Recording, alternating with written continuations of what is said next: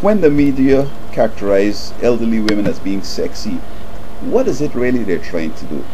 In my humble opinion, I think they're just trying to create problems in these old people's homes.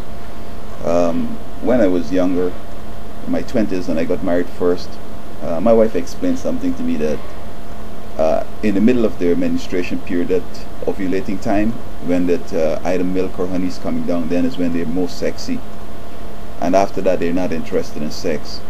Now, because in a relationship, they will try to, help out, and they'll use things, maybe whatever, to help some lubrication in there.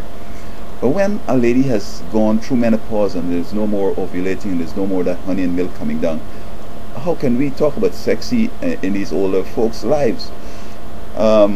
What's the purpose of what's sexy? I mean, the skin look good. They have a kind of a persona to attract the mate because they're ovulating and so forth.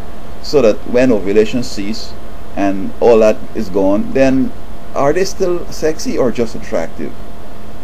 Now, business again. This is one of the evils of of certain economic systems in which people try to prey on vulnerable people, and those old folks who really can't function now, they provide them with Viagra and Cialis.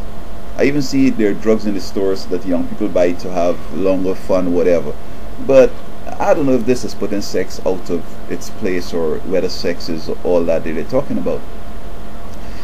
It seems to me that when these folks get very old, that the relationship changes and it's a companionship thing. But now with they telling you that 60s and 70-year-old women are sexy, then can you imagine her husband who is 60 and 70 that can't get an erection? Well, he has to use Viagra or Cialis. But if he's not interested, that means that she'll be looking at all these young parties. She's going out hooking up with these young boys and bouncing with them and bam, jamming with them and hoping that someone will take her home to get into her fantasy. The whole purpose, however, is to, in civilizations like China and in Japan and other parts of the world, the elderly are there to take care of the grandkids. They're at home cooking for them and looking out for them when they come from school, make sure they do their homework.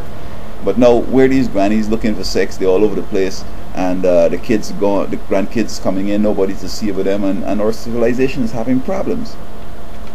So we need to really ask ourselves if a 60-year-old or a woman who's post-menopause is sexy. Because remember now, sexy has to do with ovulating, the ability to get pregnant, and that juice that coming down from the cervix there to help the sperms up to get to the eggs, etc. So in this little discourse, I just want you to tell me whether or not we're just not fooling these elderly people that they're sexy and changing the role when they could have been changing and going to a different role and taking care of like the community.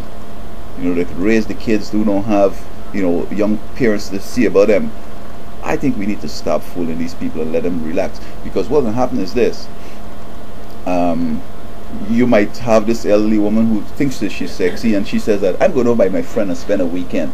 Now you have to get a private investigator to follow her, and then you see she going by this bar with these young boys, and the next thing you know, she in some car going home with these guys, and then she come back and say, oh, we had so much fun, my girlfriend, we cooked and we watched movies. But you know what I mean?